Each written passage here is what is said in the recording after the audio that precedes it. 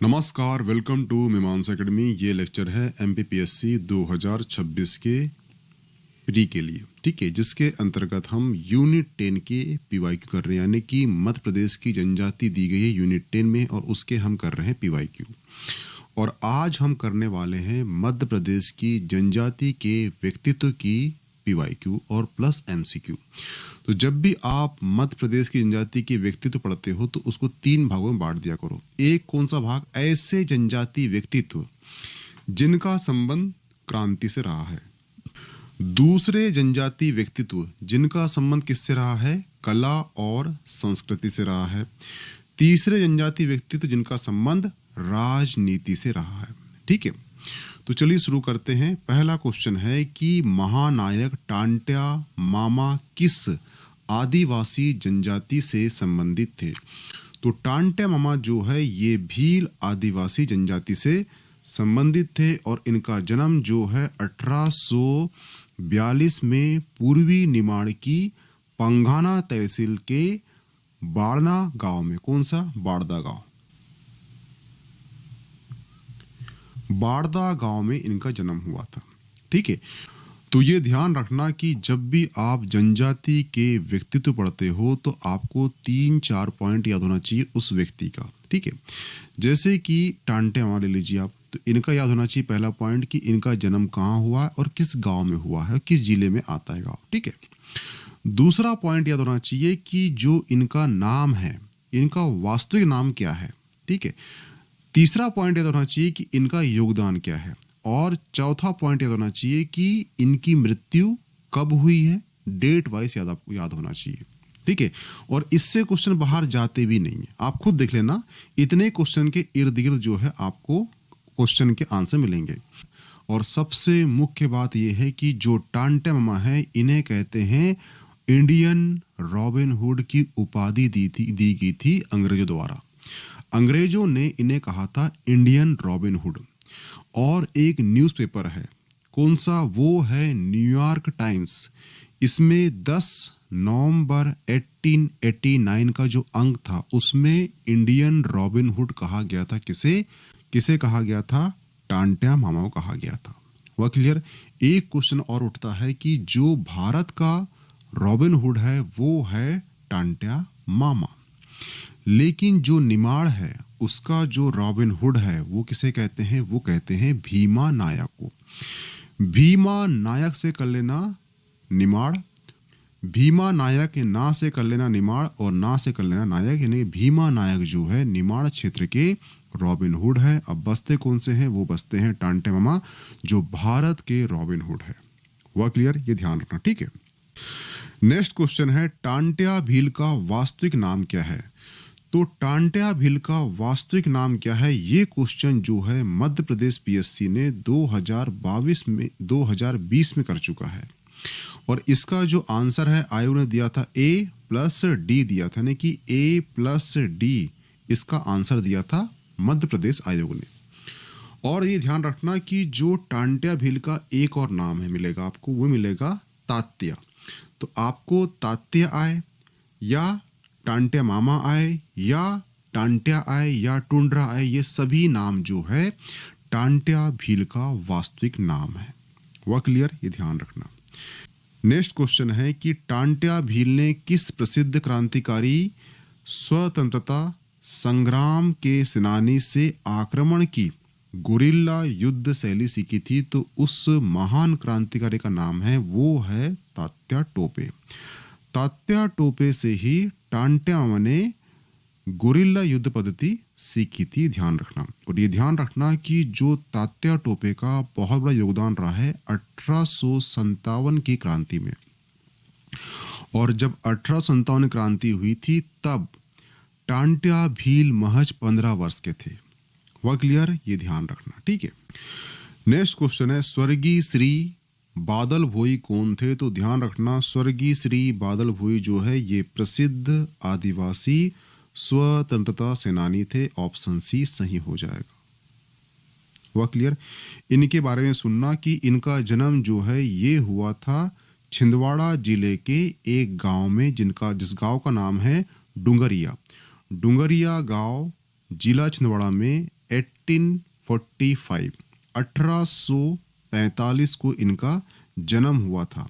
हुआ क्लियर। और ये भी ध्यान रखना कि मध्य प्रदेश में बादल भोई की तरह ही भीमा भोई और हुल्ली भोई भी महान आज़ादी के सेनानी थे। हुआ क्लियर। और ये भी ध्यान रखना कि बादल भोई छिंदवाड़ा जिले के एक क्रांतिकारी जनजाति नेता थे और इन्हीं के नाम पर बादल भोई आदिवासी संग्रहालय छिंदवाड़ा में स्थित है। इस जनजाति संग्रहालय की शुरुआत जो है 20 अप्रैल 1944 में 20 अप्रैल 1954 यानी कि 1954 में इसकी स्थापना हुई थी और 1975 यानी कि 1975 में इस संग्रहालय को राज्य संग्रहालय का दर्जा दिया गया था। यानी जो बादल भोई जो आदिवासी संग्रहालय है इसकी स्थापना हुई थी कब? 1954 में हुई थी और 1975 में इसे मिल गया था राज्य संग्रहालय का दर्जा। हुआ क्लियर। और 8 सितंबर 1977 को इसका नाम बदलकर रख दिया गया है बादल भोई जनजाति संग्रहालय। कब? 1977। ठीक है। तो आपको यहाँ से 3 क्वेश्चन कर सकता है। पहला कि बादल भोई संग्रहालय की स्थापना कब हुई? वो हुई है 1954 में। दूसरा क्वेश्चन करेगा कि इसे राज्य संग्रहालय का दर्जा कब मिला है? वो मिला है 1975 में। और इसका नाम जो है बादल भोई कब किया गया है? वो 1977 में किया गया है। हुआ क्लियर। इतने क्वेश्चन करेगा तो ध्यान रखना। स्वतंत्रता सेनानी रघुनाथ सिंह मंडलोई किससे संबंधित है?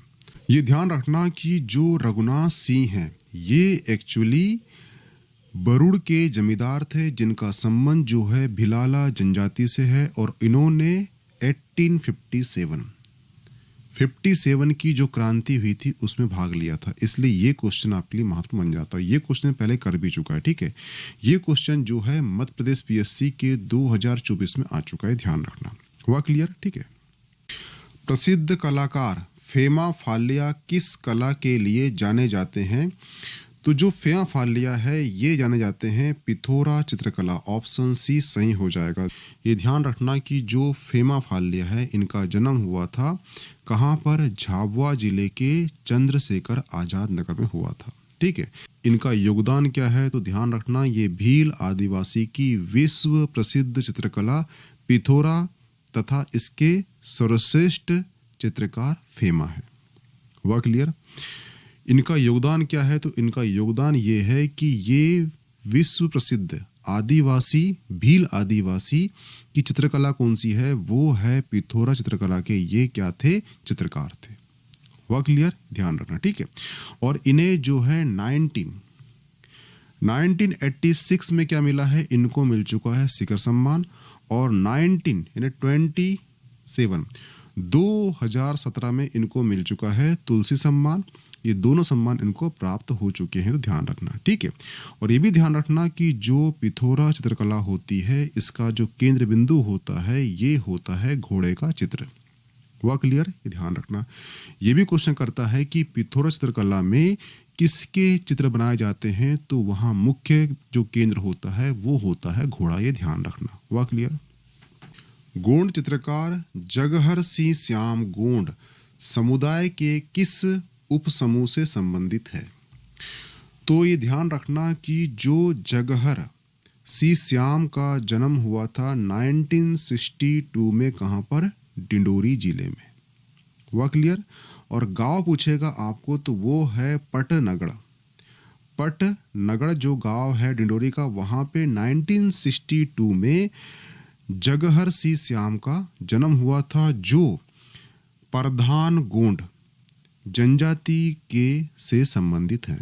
यानी इनका जन्म जो है प्रधान गोंड परिवार में हुआ था। ठीक है। और यहाँ क्वेश्चन उसने किया है कि समुदाय के किस उपसमूह से ये संबंधित है? तो ये प्रधान गोंड जनजाति से संबंधित है। वह क्लियर है। ध्यान रखना।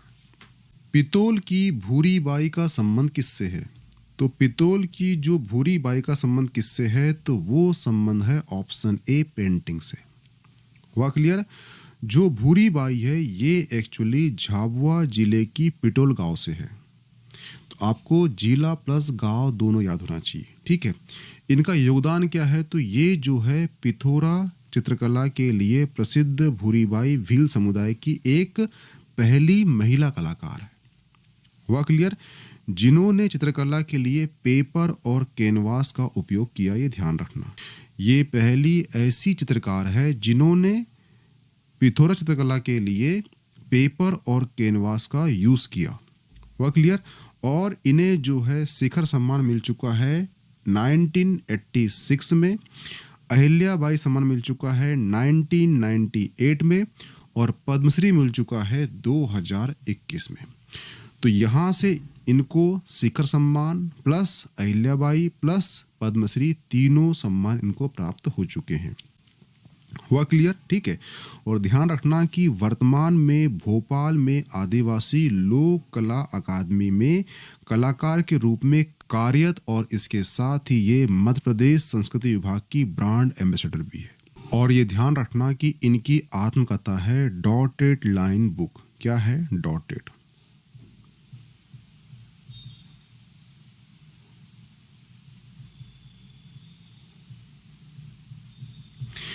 डॉटेड लाइन बुक जो है इनकी आत्मकथा है, ठीक है। तो ये भी क्वेश्चन कर सकता है कि डॉटेड लाइन बुक जो है किसकी आत्मकथा है, तो ये है भूरीबाई की। भूरीबाई कहाँ से बिलोंग करती है, तो झाबुआ जिले से बिलोंग करती है। ये कौन है, तो ये पिथौरा चित्रकला की चित्रकार है। वर्तमान में क्या है, तो ये मध्य प्रदेश संस्कृति विभाग की ब्रांड एम्बेसडर है। वह क्लियर? ध्यान रखना। निम्नलिखित में से चित्रकला कि किस विधि से पद्मश्री भूरीबाई का संबंध है, तो ये है पिथौरा चित्रकला से। और ये पहली कलाकार है जिन्होंने इस चित्रकला के लिए पेपर और कैनवास का यूज किया था। हुआ क्लियर? श्रीमती दुर्गाबाई व्याम किस जनजाति कला से संबंधित है, तो दुर्गाबाई व्याम जो है ये गोंड कला शैली से संबंधित है। ये ध्यान रखना कि जो डिंडोरी जिला है वहाँ पर 1974 में दुर्गाबाई व्याम का जन्म हुआ था और इनके जो पति थे उनका नाम था सुभाष व्याम। और ये गोंडी चित्रकला को एक अलग पहचान प्रदान करने के लिए एक महत्वपूर्ण हस्ती है। हुआ क्लियर? और इन्हें जो है दुर्गाबाई को दुर्गावती राष्ट्रीय सम्मान मिल चुका है। और 2022 में, कब? इन्हें 2022 में भारत सरकार द्वारा पद्मश्री से सम्मानित किया जा चुका है। और इनकी जो चित्रकला है उसमें लोक कथाओं का चित्रण करने की विशेषता पाई जाती है। हुआ क्लियर? तो आपको इतने सारे फैक्ट याद होना चाहिए। पद्मश्री पुरस्कार से सम्मानित श्री अर्जुन सी धुर्वे किस जनजाति से हैं, तो ये जो हैं बैगा जनजाति संबंधित हैं। ये ध्यान रखना कि इनका जन्म जो है डिंडोरी जिले में हुआ है, ठीक है। और इन्हें जो है बैगा नृत्य के लिए विशेष प्रसिद्धि प्राप्त है। परधोनी नृत्य बैगा जनजाति का मुख्य नृत्य है। इस नृत्य में बैल, मोर, हाथी, घोड़ा इत्यादि के मुखौटों में कलाकार नृत्य का प्रदर्शन करते हैं। और उसके कलाकार कौन है, वो है अर्जुन सिंह धुर्वे। इनका संबंध किससे है, तो वो है बैगा जनजाति से। और प्लस जन्म कहाँ हुआ है, डिंडोरी जिले में हुआ है। और इन्हें जो है 1993 और 2022 में इन्हें मिल चुका है पद्मश्री सम्मान मिल चुका है। और 1993 मिल चुका है तुलसी सम्मान और 2022 मिल चुका है पद्मश्री सम्मानित मिल चुका है। ध्यान रखना, ठीक है। भीलों का गांधी किसे कहा जाता है, तो भीलों का गांधी जो है ये कहा जाता है मामा बालेश्वर दयाल को कहा जाता है। ऑप्शन ए सही हो जाएगा। जो मामा बालेश्वर दयाल है इनका जन्म हुआ था इटावा में, ठीक है। इनका उपनाम क्या है, तो इनका उपनाम है भीलों का गांधी या गुरु मामा। गुरु मामा पूछता है आपसे या भीलों का गांधी पूछता है, ये दोनों नाम किसके हैं, ये मामा बालेश्वर दयाल का नाम है, उपनाम है। और इन्होंने जो है झाबुआ में आदिवासी उत्थान के लिए कई कार्य किए हैं, इसीलिए इनको भीलों का गांधी या फिर गुरु मामा कहा जाता है। हुआ क्लियर? भीमा नायक का जन्म कहाँ हुआ है? तो ध्यान रखना, भीमा नायक का जन्म जो है ये बड़वानी जिले में हुआ है। ऑप्शन सी सही हो जाएगा। ठीक है। अगर आपसे गांव पूछता तो गांव का नाम होता पंचमोहली गांव में 1840 1840 में इनका जन्म हुआ है। भीमा नायक कौन है? तो भीमा नायक जो है निमाड़ के रॉबिन हुड है। और बता चुका था मैं कि भारत का रॉबिन हुड कौन है? तो वो है टांट्या भील। लेकिन निमाड़ का रॉबिन हुड कौन है? तो ना से निमाड़ और ना से भीमा नायक। वह क्लियर, ये ध्यान रखना। और ये भी ध्यान रखना कि एक अंबा पानी युद्ध हुआ था। कब हुआ था? वो हुआ था 1858 को हुआ था। इस युद्ध में भीमा नायक की एक महत्वपूर्ण भूमिका रही है, क्योंकि इस युद्ध में भीमा नायक ने तीर कमान टुकड़ी से अंग्रेजों को परास्त किया था। वह क्लियर। और ये ध्यान रखना कि इन्होंने 4 लड़ाइयाँ लड़ी है अंग्रेजों से, मुख्य जैसे कि एक हो गई पंच सवाल की लड़ाई, अंबा पानी की लड़ाई, ठीक है, धाबा बावड़ी की लड़ाई और पंच बावली की लड़ाई। और चारों लड़ाई में इनका एक महत्वपूर्ण योगदान रहा है, लेकिन सबसे ज़्यादा योगदान किसमें रहा है? वो रहा है अंबा पानी युद्ध में। हुआ क्लियर। और इन्होंने नारा दिया था जय हो जोहर हो, लड़ाई आर पार का नारा दिया था। और इनकी जो माँ थी उनका नाम ध्यान रखना, उनकी माँ का नाम था सुरसी देवी। और सुरसी देवी ने भी 1857 की क्रांति में क्रांतिकारी टोली का नेतृत्व किया था। और कर्नल कैंटिंग, क्या था? कर्नल कैंटिंग। कर्नल कैंटिंग के साथ रामगढ़ किले के समीप पंच बावली नामक स्थान पर संघर्ष किया था। तो कभी ये क्वेश्चन आ सकता है कि ऐसे कौन सी आदिवासी क्रांतिकारी की माँ थी जिन्होंने 1857 में कर्नल कैंटिंग के साथ युद्ध किया था, संघर्ष किया था? तो वो कौन है? वो है भीमा नायक की माता सुरसी देवी। ये आपको याद होना चाहिए। हुआ क्लियर। निमाड़ का रॉबिन हुड किसे कहते हैं? तो हम इसके बारे में जान चुके हैं। निमाड़ का जो रॉबिन हुड है ये कहते हैं भीमा नायक को। लेकिन यहीं पे क्वेश्चन आता कि भारत का रॉबिन हुड किसे कहते हैं? तो वो कौन है? वो है टांट्या मामा। मध्य प्रदेश के किस क्षेत्र में भीमा नायक ने 1857 की क्रांति का नेतृत्व किया था? तो जो भीमा नायक है उन्होंने 1857 की जो क्रांति है उसमें जो नेतृत्व किया था वो किया था सेंधवा क्षेत्र से। तो ऑप्शन ए सही हो जाएगा। हुआ क्लियर, ये ध्यान रखना। ठीक है। अंबा पानी युद्ध किसके मध्य हुआ था? तो ध्यान रखना, जो अंबा पानी का युद्ध है ये एक्चुअली भीमा नायक और अंग्रेजों के मध्य हुआ था। तो ऑप्शन ए सही हो जाएगा। हुआ क्लियर, ये ध्यान रखना। ठीक है। भीमा नायक का स्मारक कहाँ पर है? तो ध्यान रखना, भीमा नायक का जो स्मारक है ये एक्चुअली बड़वानी और सिलावाद मार्ग पर धुआ बावड़ी गांव के पहाड़ पर भीमा नायक गढ़ी है, जहां पर भीमा नायक का स्मारक बनाया गया है। तो इसका आंसर हो जाएगा धुआवा बावड़ी ग्राम में। हुआ क्लियर, ये ध्यान रखना। भीमा नायक को फांसी कब दी गई थी? ये ध्यान रखना कि मैंने पहले बता चुका था कि कोई क्रांतिकारी है अगर उसको फांसी दी गई है तो कब दी गई है, आपको डेट वाइज नाम याद होना चाहिए। तो ध्यान रखना, जो भीमा नायक है इनको फांसी दी गई थी काला पानी में। कब दी गई थी? 29 दिसंबर 1876 में। 29 दिसंबर 1876 में भीमा नायक को काला पानी में फांसी दी गई थी, इसलिए ये क्वेश्चन आपको याद होना चाहिए। हुआ क्लियर, ध्यान रखना। ख्वाजा नायक का जन्म कहाँ हुआ था? तो जो ख्वाजा नायक का जन्म हुआ था वो 1830 में निमाड़ क्षेत्र के सांगली ग्राम में एक भील परिवार में हुआ था। कौन सा गांव था? वो सांगली गांव। और जनजाति कौन सी थी? भील जनजाति में हुआ था। ठीक है। और इनका योगदान क्या है? तो 1857 की क्रांति में निमाड़ क्षेत्र में आदिवासियों में क्रांति का नेतृत्व ख्वाजा नायक ने किया था, इसलिए ये क्वेश्चन आपके लिए महत्वपूर्ण हो जाता है। ख्वाजा नायक अंग्रेजों की किस पलटन में चौकीदार थे?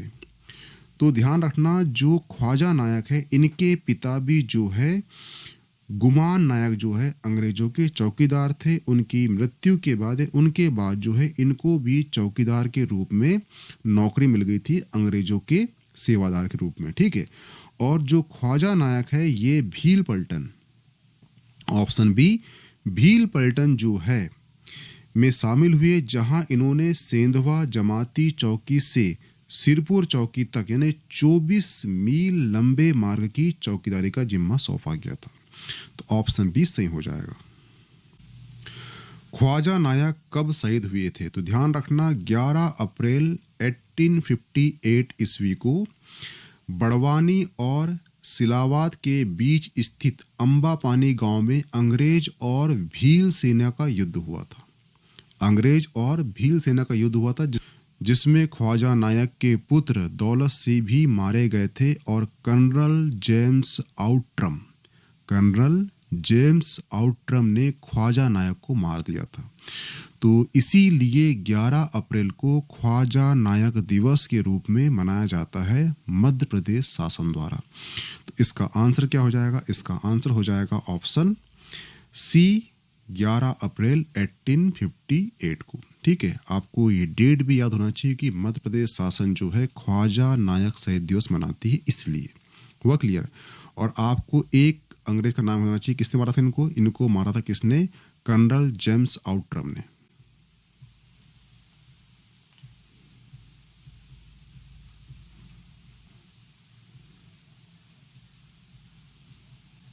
आउट्रम ने मारा, ठीक है।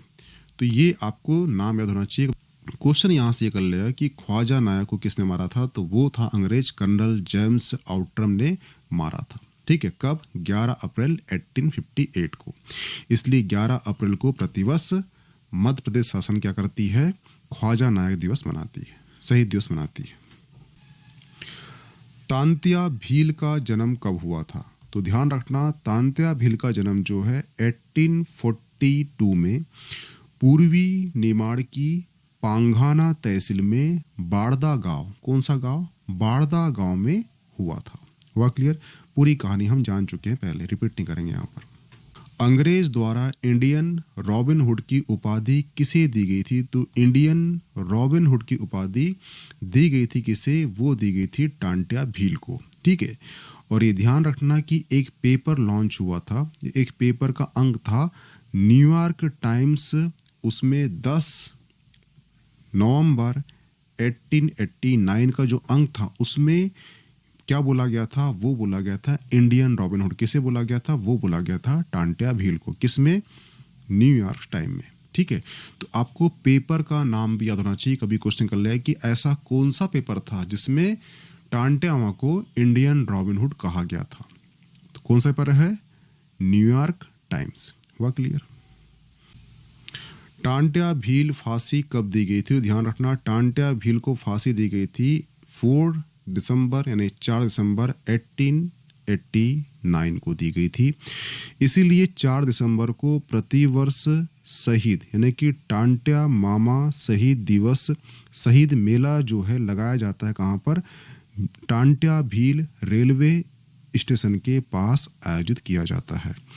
और ये जो स्टेशन है इसका नाम पहले क्या था? इसका नाम था पाताल पानी रेलवे स्टेशन।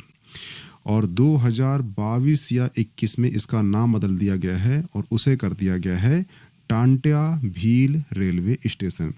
और इंदौर में एक भंवरकुआं चौराहा था, उसका नाम भी तांत्या भील चौराहा कर दिया गया है। हुआ क्लियर? ये ध्यान रखना। धीर सिंह बघेल का जन्म कहाँ हुआ था? तो जो धीर सिंह बघेल है इनका जन्म हुआ था 1820 में रीवा में। ऑप्शन ए सही हो जाएगा, ठीक है। ये कौन थे? तो ये पंजाब के राजा थे। कौन? रणजीत सिंह के यहाँ नौकरी की थी। और 1857 की जो क्रांति है उसमें तात्या टोपे का कालपी और चार खासी अभियान में साथ दिया था, ठीक है। इसलिए ये क्वेश्चन यहाँ पर पूछा गया है। शंकर शाह के पिता का नाम क्या था? तो ध्यान रखना जो शंकर शाह है उनके पिता का नाम था सुमेर शाह। क्या नाम था? ऑप्शन बी सुमेर शाह था, ठीक है। और शंकर शाह के पुत्र का नाम क्या था? वो था रघुनाथ शाह। और रघुनाथ शाह और शंकर शाह ने 1857 के क्रांति में इन्होंने बहुत महत्वपूर्ण भूमिका निभाई थी। इसीलिए अंग्रेजों ने 14 सितंबर 1857 को राजा शंकर शाह और उनका पुत्र रघुनाथ शाह को बंदी बनाकर जेल भेज दिया गया था। और डेट आती है कौन सी? वो आती है 18 सितंबर 1857 को शंकर शाह और रघुनाथ शाह को तोप से बांध कर उड़ा दिया गया था। इसलिए ध्यान रखना कि जो 18 सितंबर को प्रति वर्ष इनका बलिदान दिवस मनाया जाता है, क्योंकि इसी दिन जो है शंकर शाह और रघुनाथ शाह को तोप के सामने बांधकर उड़ा दिया गया था। तो रघुनाथ शाह के पिता कौन हो गए? शंकर शाह। और शंकर शाह के पिता कौन हो गए? सुमेर शाह। हुआ क्लियर? ये ध्यान रखना। शंकर शाह 1857 की क्रांति का क्षेत्र कौन सा था? तो शंकर शाह और रघुनाथ शाह का जो क्रांति का क्षेत्र था वो था जबलपुर। ये ध्यान रखना, ठीक है? यहाँ ऑप्शन लिखा लिए, ठीक है। बिरसा गोंड का आंदोलन क्षेत्र कौन सा था? तो बिरसा गोंड का जो आंदोलन क्षेत्र था ये था घोड़ा डोंगरी। 19 अगस्त 1942 ईस्वी में बैतूल जिले के घोड़ा डोंगरी में क्रांतिकारी का नेतृत्व किया था किसने? बिरसा गोंड ने। यानी कि भारत छोड़ो आंदोलन के दौरान इन्होंने रेल पटरियां उखाड़कर पुलिस थाने और लकड़ियां डिपो में आग लगा दी थी। तो ये थे बिरसा गोंड, जिनका संबंध किससे है? 1942 के भारत छोड़ो आंदोलन से है। और क्षेत्र कौन सा है? वो है बैतूल का क्षेत्र, यानी कि घोड़ा डोंगरी से। हुआ क्लियर? बिरसा गोंड किस स्वतंत्रता आंदोलन से संबंधित है? तो वो है 1942 का भारत छोड़ो आंदोलन से। हुआ क्लियर? ध्यान रखना। लाल पद्मधर सिंह का जन्म कहाँ हुआ था? तो लाल पद्मधर सिंह का जन्म हुआ था कहाँ पर? सतना जिले में। जनगढ़ कलाम स्कूल के निर्माता कौन है? तो जो जनगढ़ कलाम के स्कूल के निर्माता कौन है? तो वो है जनगढ़ सिंह श्याम। ऑप्शन ए सही हो जाएगा। जनगढ़ सिंह श्याम को शिखर सम्मान से कब सम्मानित किया गया था? ये किया गया था ऑप्शन सी वर्ष 1986 को जनगढ़ सिंह श्याम को शिखर सम्मान से सम्मानित किया गया था। दिलीप सिंह भूरिया पहली बार कब सांसद बने थे? तो ध्यान रखना, दिलीप सिंह भूरिया जो है पहली बार ये सांसद बने थे कब? 1980 को। ऑप्शन ए सही हो जाएगा, ठीक है। और ये ध्यान रखना कि जो दिलीप सिंह भूरिया है इनका संबंध किससे है? वो है भील जनजाति से। और जो क्षेत्र है वो है झाबुआ क्षेत्र। और ये 6 बार सांसद बने हैं, लेकिन पहली बार 1980 में ये सांसद बने थे, ठीक है। और जो अटल सरकार थी उसमें राष्ट्रीय अनुसूचित जनजाति आयोग के ये अध्यक्ष भी रहे, ध्यान रखना, ठीक है। भूरिया आयोग के अध्यक्ष भी रहे ये, और पेशा कानून बनाने में इनका एक महत्वपूर्ण श्रेय रहा है। और अखिल भारतीय सहकारी संघ के ये अध्यक्ष भी रहे हैं। दिलीप सिंह भूरिया के नेतृत्व में तेंदुपत्ता नीति बनाने के लिए भूरिया कमेटी बनाई गई थी। हुआ क्लियर? और इन्होंने नारा दिया था, ना लोकसभा ना विधानसभा, सबसे ऊंची ग्राम सभा का नारा दिया था। तो दिलीप सिंह भूरिया इसलिए इम्पोर्टेंट हो जाते हैं क्योंकि ये भील जनजाति के व्यक्ति हैं और 6 बार सांसद बने हैं। 1980 में बने हैं पहली बार। और ये जो अनुसूचित जनजाति आयोग के अध्यक्ष रहे हैं, भूरिया आयोग के अध्यक्ष रहे हैं। तेंदुपत्ता नीति बनाने के लिए भूरिया कमेटी बनी थी, उसके अध्यक्ष रह चुके हैं। और इन्होंने नारा दिया था, ना लोकसभा ना विधानसभा, सबसे ऊंची ग्राम सभा, ने नारा दिया था। तो इतने क्वेश्चन आपको ध्यान रखना, ठीक है। मध्य प्रदेश के पूर्वी मुख्यमंत्री राजा नरेश सिंह किस रियासत से संबंधित थे? तो ये थे सारगढ़ रियासत। ऑप्शन डी सही हो जाएगा। ये कहां पर है? तो ये है सीजी में, ठीक है। जो नरेश सिंह थे ये मध्य प्रदेश के प्रथम आदिवासी मुख्यमंत्री थे, जो 13 दिन तक 1969 में 1969 में के दौरान जो है 13 दिन के सीएम रहे थे।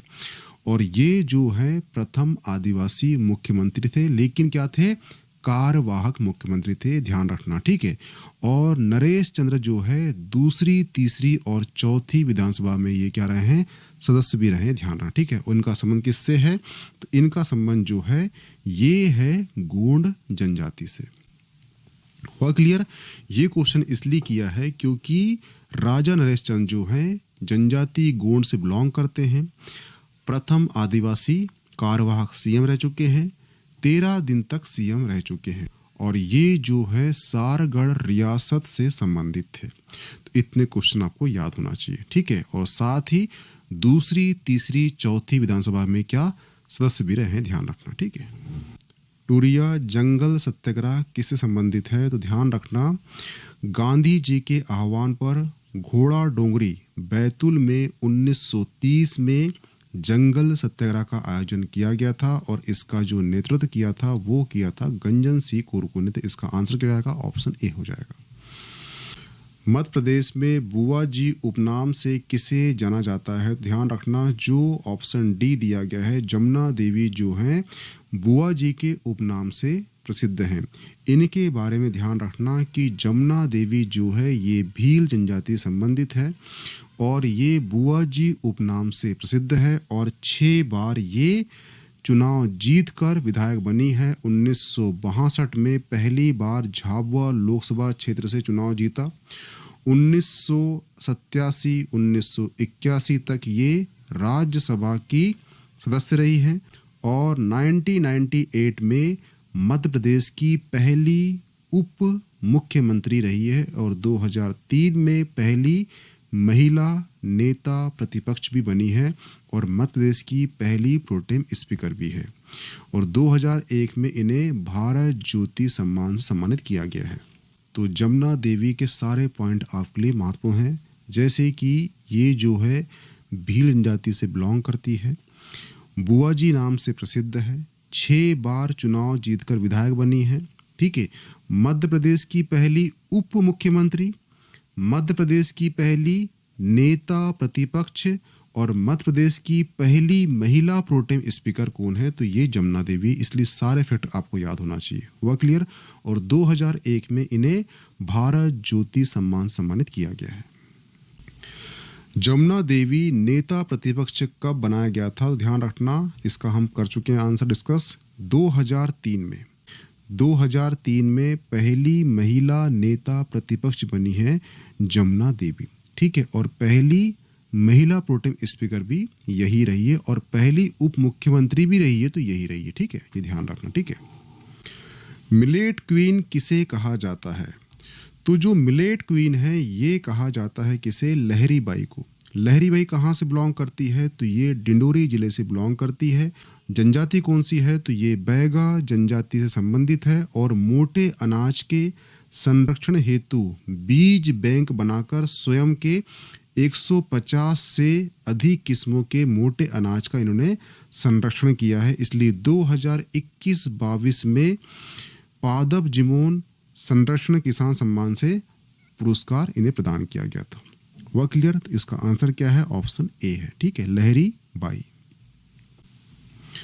बादल भोई का संबंध किस जिले से है, तो ध्यान रखना बादल भोई का जन्म जो है छिंदवाड़ा जिले के डुगरिया ग्राम में हुआ था। तो इनका संबंध किससे होगा, वो होगा ऑप्शन सी, छिंदवाड़ा जिले से। बादल भोई कौन थे, तो ये एक महान क्रांतिकारी जनजाति नेता थे, और इन्हीं के नाम पर बादल भोई आदिवासी संग्रहालय छिंदवाड़ा जिले में स्थापित किया गया है। 1954 में किया गया था।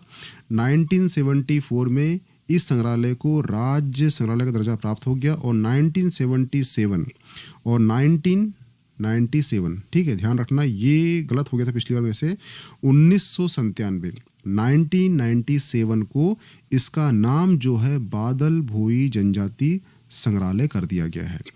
जहाँ तक मैंने पहले जो बताया था उसमें 1977 बता दिया था, लेकिन ध्यान रखना कि ये जो है 1997 को इसका नाम जो है जनजाति संग्रहालय रखा गया है। वह क्लियर, ध्यान रखना।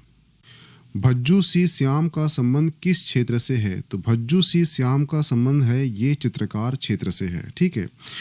तो ये जो हैं भज्जू सी श्याम जो है गोंड आदिवासी चित्रकला को एक अंतर्राष्ट्रीय पहचान प्रदान करने में इनकी एक महत्वपूर्ण भूमिका है।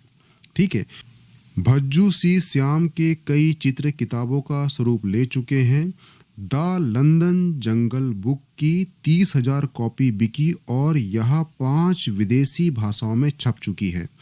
और 2018 में भज्जू सी श्याम को पद्मश्री से सम्मानित किया जा चुका है। और ये ध्यान रखना कि भज्जू सी श्याम की एक पुस्तक है जिसका नाम है the night like of trees. हुआ क्लियर? हबीबगंज रेलवे स्टेशन का नाम किस जनजाति व्यक्ति के नाम पर रखा गया है? तो ये रखा गया है रानी कमलापति के नाम पर। ये आप सभी जानते होंगे। रानी कमलापति कौन है? तो ये जो है अंतिम गोंड शासिका है भोपाल क्षेत्र की, जो निजाम शाह की पत्नी थी। और निजाम शाह की मृत्यु के पश्चात इनका भतीजा रानी कमलापति को पाना चाहता है, लेकिन रानी कमलापति अपने भतीजे से सुरक्षा के लिए दोस्त मोहम्मद खान, जो औरंगजेब का सेनापति था, उससे मांगती है हेल्प। और दोस्त मोहम्मद खान हेल्प करता भी है। और जब हेल्प करता है तो उसे भोपाल जो गांव है वो दे दिया जाता है उपहार के तौर पर। लेकिन जो दोस्त मोहम्मद खान है उसकी भी जो नीयत जो है खराब हो जाती है रानी कमलापति के ऊपर। इसीलिए रानी कमलापति का पुत्र और दोस्त मोहम्मद खान के बीच में युद्ध होता है, जिसमें इनके पुत्र की हत्या हो जाती है और रानी कमलापति जो है जल समाधि लेकर अपने प्राणों को त्याग देती है। और ये ध्यान रखना कि रानी कमलापति और निजाम शाह महल कहाँ पर है? तो ये भोपाल में जो तालाब है उसके किनारे में स्थित है। और जो रानी कमलापति महल है इसे 1989 में भारतीय पुरातत्व विभाग ने अपने संरक्षण में ले लिया है। हुआ क्लियर? और रानी कमलापति जो है ध्यान रखना ये भोपाल की अंतिम हिंदू रानी थी। हुआ क्लियर? इन्हीं के नाम पर 15 नवंबर जिस दिन बिरसा मुंडा की जयंती होती है उस दिन 2021 को हबीबगंज का नाम बदलकर रानी कमलापति नाम कर दिया गया। हुआ क्लियर? ये ध्यान रखना, इतनी कहानी थी रानी कमलापति की। जनजातीय नेता सीताराम कंवर और रघुनाथ सिंह मंडलोई भिलाला अंग्रेज विरोधी क्रांति में कब शामिल हुए थे? तो ये शामिल हुए थे 1857 की क्रांति में। ऑप्शन बी सही हो जाएगा। हुआ क्लियर? कलावती श्याम का संबंध किससे है? तो कलावती श्याम का संबंध किससे है? वो है ऑप्शन बी गोंडी चित्रकला से। ये ध्यान रखना कि जो गोंड जनजाति है, जो बेगा जनजाति है, इसमें आपको अधिकतर जो श्याम नाम है ये आपको देखने मिलेगा। इसलिए कभी आपको क्वेश्चन आ जाए और श्याम नाम लिखा है, आपको उसका आंसर बिल्कुल नहीं पता है, आपको तुक्का ही मारना है। अगर श्याम दिखा है तो आप चल जाओगे कहाँ पर? गोंड जनजाति में चल जाना। ठीक है, अगर नहीं पता है उस कंडीशन में बोला। ठीक है। पद्मश्री से सम्मानित डिगना कला से संबंधित गोंडी चित्रकार कौन सी है? तो ध्यान रखना जो दुर्गाबाई व्याम है, दुर्गाबाई व्याम ने अपनी माँ से डिगना कला सीखी थी और इन्हें 2022 में पद्मश्री सम्मानित किया जा चुका है। और इनकी जो चित्रकारी है उसमें आपको लोक कथा का चित्रण देखने को मिलता है। ऑप्शन सी सही हो जाएगा। शांता भूरिया का संबंध किससे है? तो ध्यान रखना जो शांता भूरिया का संबंध किससे है वो है भील चित्रकार से। ऑप्शन ए सही हो जाएगा। जो शांता भूरिया है इनका जन्म हुआ है झाबुआ जिले में। और जो शांता अपने चित्रों में जनजाति कथाएं हैं, पिथौरा देव और पर्यावरण और आसपास के जनजीवन का चित्रांकन करती है। तो इसका आंसर क्या होगा? वो होगा भील चित्रकार। हुआ क्लियर? पिथौरा चित्रकला के लिए प्रसिद्ध भूरी बाई को कौन कौन से सम्मान से सम्मानित किया जा चुका है? ठीक है, तो ये ध्यान रखना कि जो भूरी बाई है उन्हें शिखर सम्मान कब मिला है? वो मिला है 1986 से लेकर 1987 में मिल चुका है शिखर सम्मान। जो अहिल्या बाई है ये कब मिल चुका है? ये मिला है 1998 को मिल चुका है। जो पद्मश्री है ये मिल चुका है 2021 को मिल चुका है, इसलिए इसका जो आंसर होगा वो होगा ऑप्शन डी, पद्मश्री, अहिल्याबाई और शिखर सम्मान जो है ये सभी मिल चुके हैं किसे, भूरी बाई को। हुआ क्लियर। और जो भूरी बाई है इनका जन्म कहाँ हुआ था, झाबुआ जिले के पिटोला गांव में हुआ था, ठीक है। और इन्होंने सबसे पहले पिथौरा चित्रकला में पेपर और कैनवास का उपयोग करना शुरू किया था, ठीक है, ये ध्यान रखना। और इनकी जो आत्मकथा है उसका नाम याद रखना, डॉटेड लाइन बुक इनकी आत्मकथा है, जिनमें उनके द्वारा कई चित्रकारी का वर्णन मिलता है। हुआ क्लियर। गोंडी चित्रकला में जगम कलाम का कला का विकास किसने किया था, तो इसका आंसर आप सभी जानते हो, वो है ऑप्शन बी, जनगण सिंह श्याम। देखना श्याम दिखा और गोंड और बैगा आपको दिख जाएगा, श्याम जो नाम होगा वो जनजाति आपको गोंड और बैगा में अधिकतर देखने को मिलेगा, ठीक है, ये ध्यान रखना। 2023 में पद्मश्री से सम्मानित अर्जुन सिंह ध्रुवे का संबंध किससे है, ध्यान रखना। जो अर्जुन सिंह ध्रुवे हैं इन्होंने बैगा नृत्य के लिए एक विशेष प्रसिद्धि प्राप्त की है, और जो परधुनी नृत्य है ये बैगा जनजाति का मुख्य नृत्य है। और इस नृत्य में बैल, मोर, हाथी, घोड़े इत्यादि के जो मुखौटे में कलाकार जो है नृत्य करता है, और उसके जो कलाकार वो कौन है, वो है अर्जुन सिंह ध्रुवे, यानी कि इसका आंसर हो जाएगा ऑप्शन सी, बैगा नृत्य, ठीक है। और ये क्वेश्चन जो है 2024 के जो एमपी का जो फॉरेस्ट होता है वहां पे क्वेश्चन कर चुका है। हुआ क्लियर, ये ध्यान रखना। उमंग सिगार का संबंध किससे है, तो उमंग सिगार का संबंध किससे है, वो है धार से। मनीषा ध्रुवे जो 2023 में राष्ट्रीय जनजाति गौरव सम्मान से पुरस्कृत की गई है, किस जिले से संबंधित है, तो इनका जिला कौन सा है, वो है होशंगाबाद ओल्ड, और नया कौन सा है, नर्मदापुरम। राजा बख्तवर सिंह अंग्रेज विरोधी गतिविधियों में कब शामिल हुए थे, तो ये हुए थे 1857 को, ऑप्शन बी सही हो जाएगा। राजा बख्तवर सिंह अंग्रेज विरोधी गतिविधियों में कब शामिल हुए थे, ध्यान रखना। जो राजा बख्तवर सिंह हैं इनका जन्म हुआ था धार में 1824 में, और इन्होंने मालवा में 1857 की क्रांति में ये शामिल हुए थे, ऑप्शन बी सही हो जाएगा। और इन्होंने नारा दिया था हर हर महादेव। हुआ क्लियर। और इन्हें जो है इंदौर में फांसी दी गई थी, और इनकी पत्नी का नाम था दौलत कुंवर, भी एक वीरांगना थी, ध्यान रखना, ठीक है।